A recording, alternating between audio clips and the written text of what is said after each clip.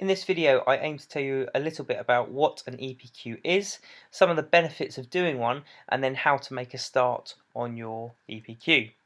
To begin with, EPQ stands for an Extended Project Qualification, and the first thing to bear in mind is that it is a research project. So the idea here is that you're going to pick a research topic, you're going to plan how to study that topic, you're going to decide how you're going to present it, and then you will present that topic at the end, and then show a little bit of review. The big benefit of this project and this qualification is that it can be on absolutely anything you like. So it's a chance for you to gain a qualification in something you're passionate about, maybe a hobby that you have, maybe it's one of the subjects you're already studying but you want to go a bit further with it, maybe it's something you're considering already doing for a career and you want to make a start on looking at that topic. So it can be on absolutely anything, which is great. There are some constraints. Obviously, you need to bear in mind how much time that you've got. Generally, you have about a year to do this, and maybe any financial constraints. But other than that, it's pretty open. When you start your topic, you'll look into more detail about, well, okay, what actually makes a good title, and what other constraints there may be. But for an introduction, you just need to know it's literally open.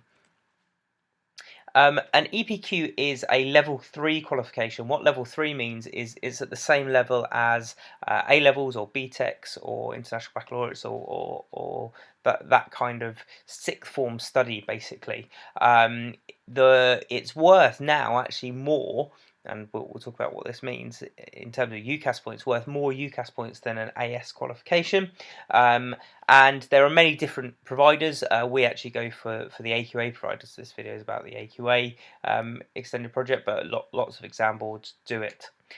What do you end up producing? Well, quite common method of submitting an EPQ is an essay. If you submit it as an essay, so a research essay, it'll be about 5,000 words, but you can do what we call an artifact. So that is producing something. You might make a park bench, you might make a computer from scratch, you might make a radio controlled car or aeroplane. That would be known as an artifact, where you're building something, or a performance. So it could be a music performance or a piece of commissioned art, for example.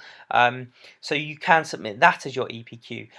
So you would have to write less, so it wouldn't be 5,000 words, but you'd still need to produce a portfolio type thing. So that would be between 1,000 and 2,000 words. So that's the end outcome.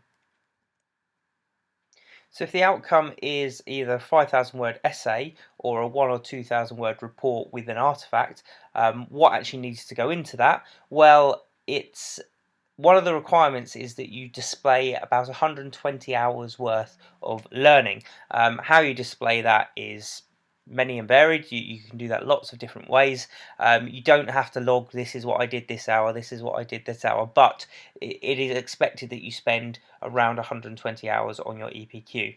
30 hours of this is specified, and this needs to be what we call taught skills. So this is where you need to go and find skills that are going to allow you to succeed in your EPQ. This will be stuff like time management, referencing, writing skills, looking at plagiarism, lots of different things that will go into helping you produce a research report. You need to keep a record of that, and you will provide that as evidence.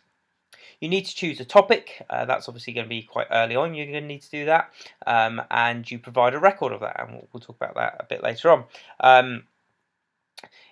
You can find some examples of previous projects if you just Google EPQ titles, or have a look on YouTube. There are some videos as well, and that might give you a flavour of some different sorts of title, but they can be very varied.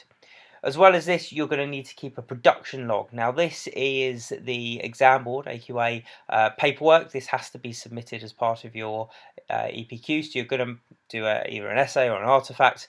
You need to submit that. Along with that, you need to submit the official documentation. That's known as a production log. In your production log, that will help you detail these taught skills that you've had, the planning that you've done. It's quite an important part. And again, I'll show you the marks. And you get more marks from the planning, from the production log, than maybe you would get from the essay. Some institutions, so my school, use Project Q, and that's a really good way of completing the production log, because you can do that online. But you can handwrite it, or you can download a production log from the AQA website and type straight into it.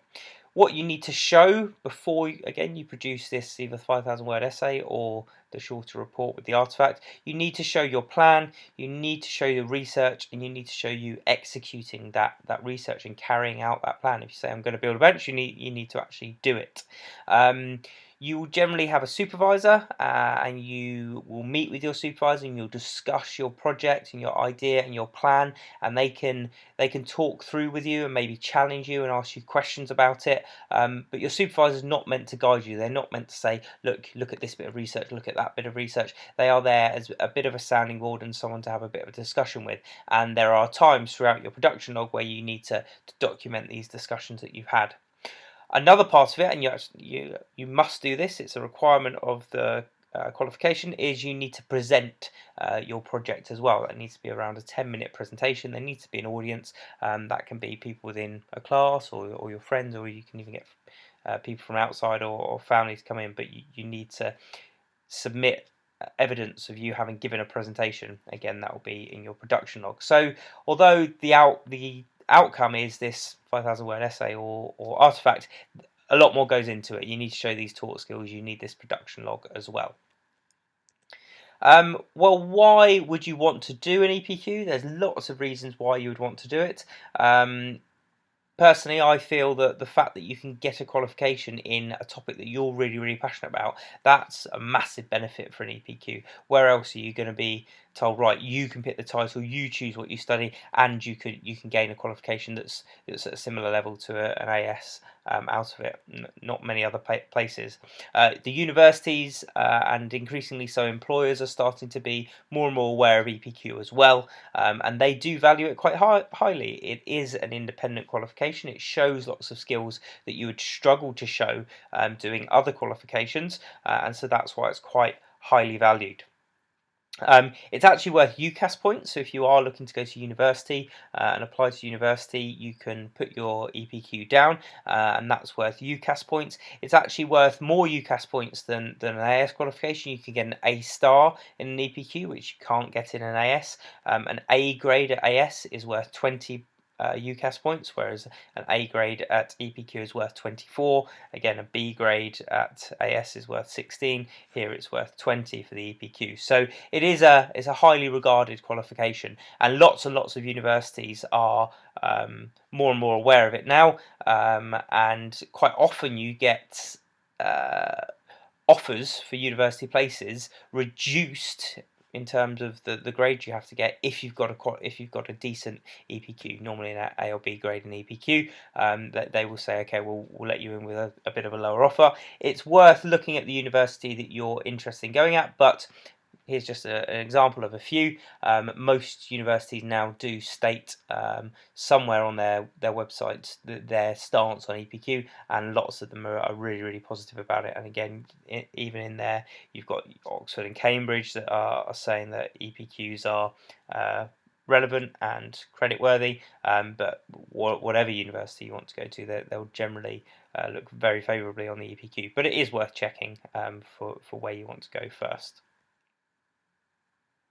Having looked at what an EPQ is and what's involved in completing one, it might make sense to have a brief look at how it's assessed and the marking.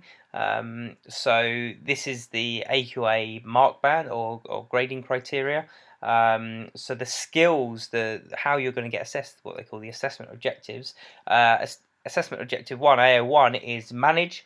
So this is, are you able to display that you can identify, plan and carry out a project? AO2 is use of resources, so that's generally your research. Are you able to select different bits of research? Are you able to assess whether one bit of research is good or not, and why that may be? AO3 is develop and realise. That is essentially, are you able to, once you've come up with your question or your brief and your title, have you been able to answer it? Have you been able to actually produce something? And then your AO4 is your review, so that's you being reflective. What went well? What went poorly? What would you do differently next time? So that's in very quickly, in a nutshell, how you're going to be assessed. How will a moderator decide what marks to give you and whether you've done those things. Well, you submit your project, so that might be your essay or your artifact. You submit the production log, so this is the documents that AQA require and request, and there are several pages in that, and we can look at that at a later date. And you can also submit an appendix, so if you maybe done a plan on a calendar or a Gantt chart, you'll be able to say, okay, well, this is my time management, and that can go towards your management, your AO1 marks. So it's marked what we call holistically. You don't get one mark for one thing or from any one area. The whole project will be looked at as a whole, and the marks can come from anywhere essentially. So everything counts towards it. And well, your last question may then be, well, what do you need to do to start? Where do you go next? Well, the first thing you'll need is obviously a topic and a title. So you need to start thinking about what could you potentially do this project on. What would you be interested enough to see this through? It'll probably take you around a year to finish this. So what are you going to be able to look at for a whole year? What's going to allow you to write enough if you're doing an essay, or keep your interest enough if you're doing a performance or making something? You need to research that. You may have, it's really natural. I'd probably expect you to have more than one idea. So you might have 2, 3, 4 different ideas. So maybe a little bit of research into each of them and look at, are you able to take one of your ideas further or not, and where might you go with this? And once you've done that, you've started your EPQ essentially. You're already on your road to the qualification. I guess the first official start is starting this paperwork, the documentation, the production log, and there's a first page on there, and that is where you should get all these first ideas. It's a bit of a scrapbook type page. What's your first thoughts on your EPQ? And the first page is called the record of initial ideas. So get your production log. And start getting your ideas down and your ideas for resources. Where are you going to look? How you can take your ideas further? And then the second part of that is actually finding a supervisor, sitting down with them, and talking about, right, how can you turn these ideas into a project? So that's very quickly EPQ in a nutshell. You'll obviously need more detail as you go through, but that should give you a bit of a flavour.